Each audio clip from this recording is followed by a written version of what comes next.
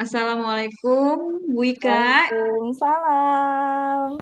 Iya, Bu Ika gimana nih kabarnya? Alhamdulillah, biasa-biasa aja. Baik, luar Ah, biasa. Tapi biasa-biasa aja Alhamdulillah. katanya, tapi luar biasa. Yang sebenarnya luar Ya, biasa, Bu. apalagi hari Jumat ya. Banyak Aduh, berkahnya. Jumat, Jumat berkah dah pokoknya. Iya, Bu Ika, kemarin kan Bu Ika cerita ke saya, katanya pengen curhat, pengen cerita tentang siswanya. Itu gimana Bu Ika ceritanya? Oh, itu biasalah sih, itu ada kelas 11 MM. Kan sekarang kita tuh lagi pada PKL ya. Jadi anak-anaknya sudah pada di industri masing-masing gitu lah. Tersisa cuman 6 orang dalam kelas, Bu, gitu. Jadi saya pengen sharing-sharing sama Bu Hilda gitu. Nah, kemudian dari 6 orang itu ada 3 laki-laki, 3 perempuan. Nah, sebetulnya yang 5 orangnya nggak bermasalah gitu. Ada satu orang anak, ya saya inisialkan M lah ya. Nah, si anak ini mulanya rajin. Kalau secara track record di absensi itu rajin. Nah, ketika teman-temannya pada PKL, dia absensinya menurun gitu. Mulanya saya nggak curiga karena memang 1 minggu itu sakit. Namanya sakit kan kita memaklumi ya Bu ya. Nah, Iya, betul. cuman kan kebiasaan memang di kita setelah ada kabar sakit 1 minggu itu kita harus home visit gitu kan. Nah, makanya saya meminta tolong kepada wali kelasnya untuk home visit dulu gitu. Jadi nggak langsung saya tangani karena lebih lebih posisinya lebih lebih chemistry-nya lebih ke wali kelasnya gitu. Jadi saya Iya, minta tolong wali kelasnya dulu untuk home visit apakah anak ini dirawat atau enggak gitu kan karena udah seminggu nih sakitnya gitu.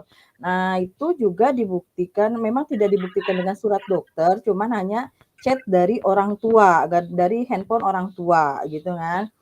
Nah, kemudian setelah itu seminggu, hari Seninnya ya, itu hari Jumat, hari Seninnya tuh wali kelasnya lapor gitu, ternyata Bu Wika anaknya dari rumah berangkat, kata dia gitu kan. Berangkat, tapi ke kita nggak sampai, katanya ke sekolah nggak sampai. Lah, ya anak ini kemana gitu kan. Jadi orang tuanya nyangkanya ada di sekolah, lah kami sendiri nyangkanya sakit di rumah gitu kan. Jadi sebetulnya berprasangka baik semua sebenarnya, cuma iya, ternyata iya. dimanfaatkan sama anaknya gitu Wilda.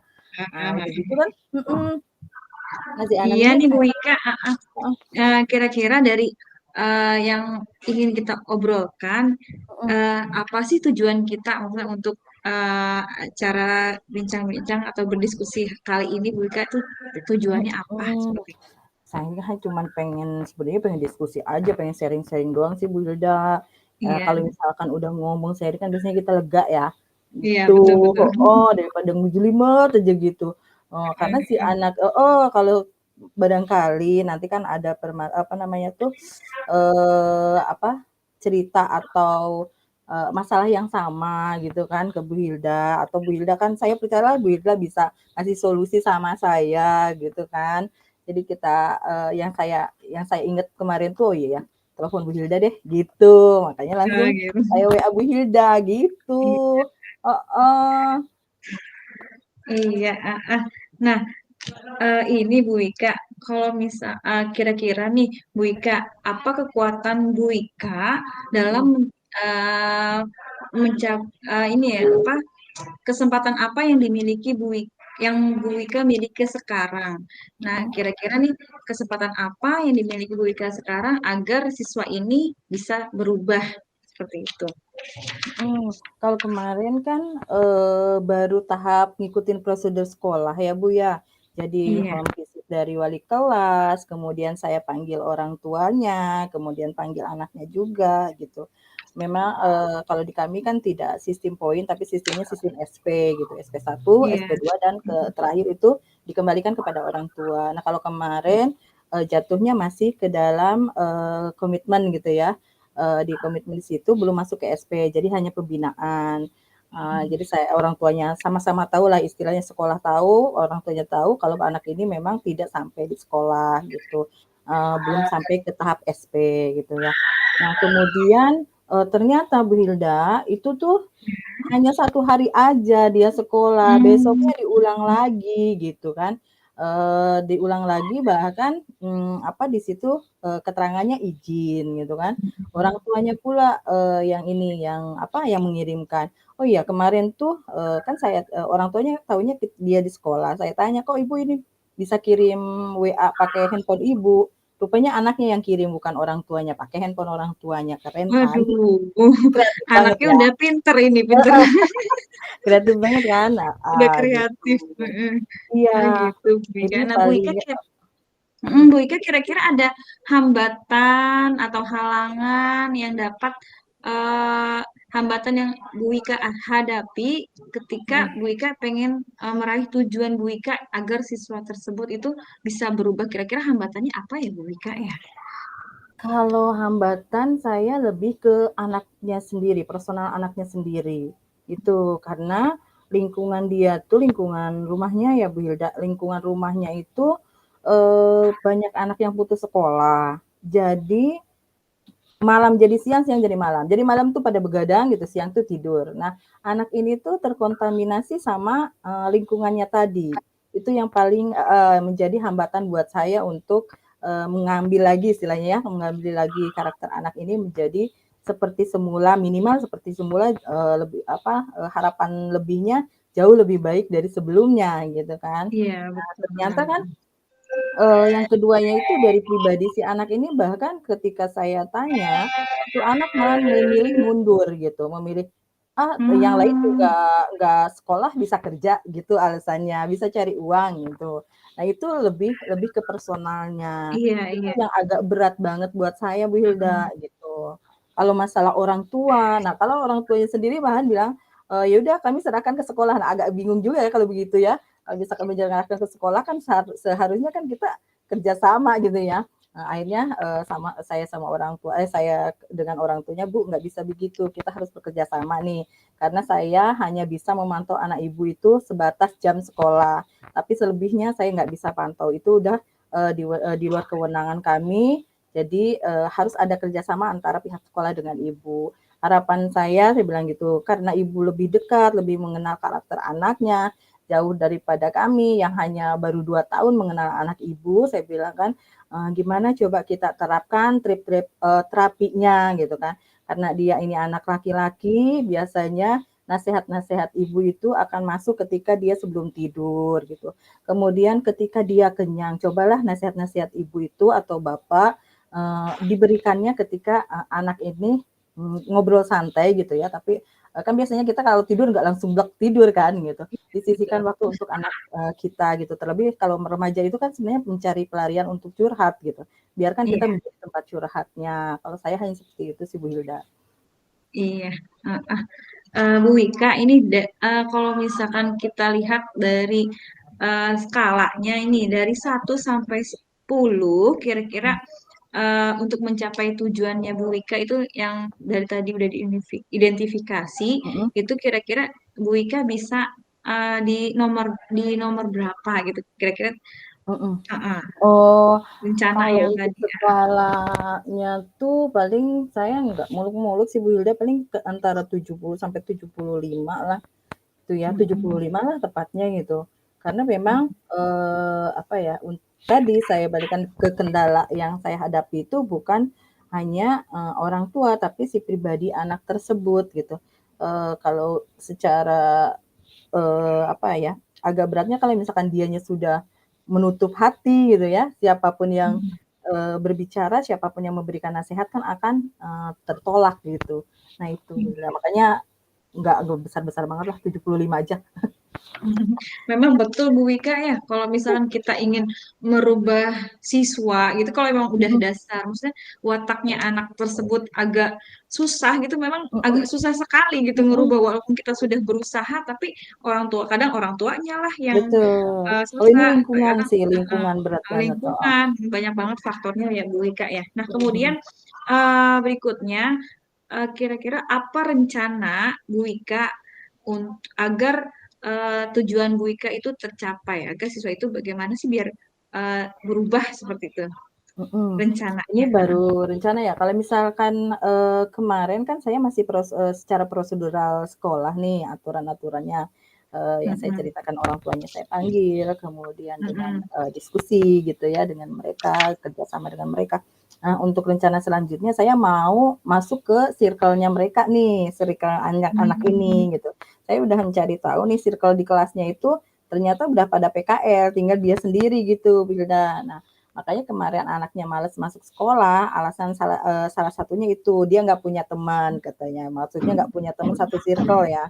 Nah, kemudian, yang akan saya lakukan yaitu cari teman di, bukan di lingkungan ya, di tingkat atas atau tingkat bawahnya gitu, di adik kelas atau di kakak kelasnya, karena dia posisinya di tengah nih, di kelas 2 gitu kan, ada nggak circle-nya, kalau misalkan ada, saya mau bicara sama anak tersebut, kalau kemarin sih informasinya udah saya dapat, ada di kelas 12 gitu ya, circle-nya dia bahkan dijadikan sebagai apa ya, dijadikan sebagai ketuanya lah istilahnya dalam circle-nya itu. Jadi apa-apa tuh tempat curhatnya mereka lah gitu. Tapi anaknya baik, saya percaya dia bisa membantu saya untuk menarik kembali anak ini gitu ya menjadi lebih baik gitu sih Bu Hilda. Iya, iya. Nah, kemudian dari aksi nyata tadi yang rencananya sudah bagus, Bu Ika, untuk aksinya, kemudian ada nggak prioritas utamanya? Nah, misalkan apa siswa ini eh, prioritas utamanya, misalkan apa dari temannya dulu, atau dari keluarganya dulu, atau dari siswa tersebut, Tahapannya ya. atau Mhm. prioritas. Kalau prioritas, kalau dari ngelihat karakter si anak, dia lebih cenderung mendengarkan, temannya, pasti saya akan mendahulukan yang temannya ini, Bu. Saya ambil, Mm-mm. circle-nya dulu, biar dia masuk ke anak tersebut. Jadi maksudnya nasehat-nasehat saya itu Mm-mm. dia tuh sebagai Sebagai fasilitator lah perantara, istilahnya ya heeh, fasilitator. jadi pelantara antara saya sama si anak, M ini gitu kan. Jadi nasihat saya itu disampaikan melalui si kakak kelasnya ini gitu ya, ketuanya ini gitu. Jadi supaya bisa kalau secara circle kan mereka bahasanya juga bahasa enak ya, bahasa nyantai dibanding kita yang langsung seakan-akan apa ya, kalau ini menggurui lah, apa ya, apalagi kalau dia nggak mood pasti merasanya di judgement lah atau merasa di namanya sama guru lah pasti berbeda dengan teman gitu. Jadi yang pertama pasti temannya dulu saya arahkan, yang kedua tentunya komunikasi dengan orang tua itu jauh lebih di apa ya namanya di lebih di instan lagi gitu. Intensnya tidak hanya dilihat ketika dia tidak masuk, tapi ketika dia masuk pun kita komunikasikan apakah malamnya misalkan dia begadangnya sampai jam berapa gitu. Kita tahu jadi orang tuanya juga sama-sama mantau. Terus pergaulannya sama siapa gitu. Itu kita sama-sama pantau. Nah, kemudian kerjasama sama tentunya sama kalau misalkan di saya kan posisinya BP harus bekerja sama dengan kesiswaan gitu ya. Kesiswaan nanti kalau misalkan masih tidak tertangani juga, berarti kita naik ke posisi kepala sekolah gitu ya. Nah, tapi mudah-mudahan dengan strategi yang saya pakai itu akan merubah anak ini. Itu sih harapannya Bu ya. Iya, Bu Wika, kalau ditanya waktu nih, kira-kira ukuran keberhasilannya itu waktunya itu dari siswa itu mulai melakukan misalkan apa sampai dengan dia berubah itu kira-kira perlu berapa lama waktunya seperti itu? Nah, kalau waktu karena mepet dia mau si bulan April itu mau PKL, saya nggak bisa lama, jadi 2 mingguan. Jadi stepnya 1 minggu itu saya harus udah bisa, narik anak ini minimal ke sekolah. Dia mau di sekolah itu istilahnya mengikuti atau tidak ya, setidaknya ada di kelas dulu gitu, dia mau bersekolah dulu. Karena kan agak khawatir ketika, dilepas ke perusahaan gitu ya, ketika PKL. Kalau misalkan disiplinnya udah susah, susah bangun, ntar kalau pas di perusahaan kita udah nggak bisa pantau, malahan nama kita, nama sekolah yang jelek nantinya membawanya gitu. Nah, dalam 2 minggu itu harapannya dia sudah bisa kembali seperti semula gitu. Minimal dalam disiplin waktu ke sekolahnya dulu. Kalau misalkan akademisnya nggak apa-apa deh nyusul gitu ya. Ya, Karena kan betul. banyak yang ketinggalan dia karena nggak masuk itu. Nah, selanjutnya nih Bu Wika, kira-kira apa ukuran keberhasilan siswa tersebut dari rencana aksi nyata yang Ibu Wika terapkan seperti itu? Ukuran keberhasilannya yaitu dia kembali menjadi, apa namanya itu, rajin kembali. Karena semester kemarin itu memang anak ini rajin, bahkan untuk sakit sama izin aja dia nggak ada gitu. Jadi kan kategorinya rajin ya, meskipun dalam akademis memang sedang gitu. Nah, targetnya itu kembali ke rajinnya dulu gitu. Nah, syukur-syukur bisa mengembalikan dia ke fitrahnya tadi kan semangatnya dia yang nggak mau sekolah itu menjadi dia percaya kalau sekolah itu adalah salah satu apa namanya aset buat dia di masa yang akan datang gitu. Iya.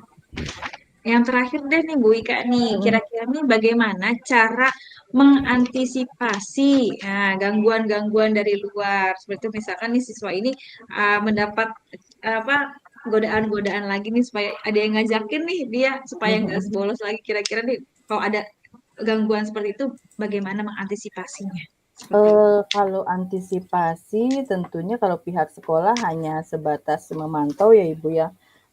Tadi kolaborasi kita dengan semua semua pihak gitu di dalam sekolah, tidak hanya kesiswaan, kemudian saya sebagai BP, kemudian wali kelasnya gitu, kemudian guru-guru yang mengajarnya, minimal ada komunikasi secara apa ya, membuat anak itu nyaman dululah di dalam kelas gitu. Nah, kalau misalkan di luar sekolah tentunya tadi komunikasi dengan orang tua. Bagaimana orang tua bisa mencegah atau meminimalkan, keluar rumah gitu ya, dibatasi keluar rumahnya kalau misalkan nggak penting-penting banget nggak usah, apalagi sampai begadang-begadang gitu kan.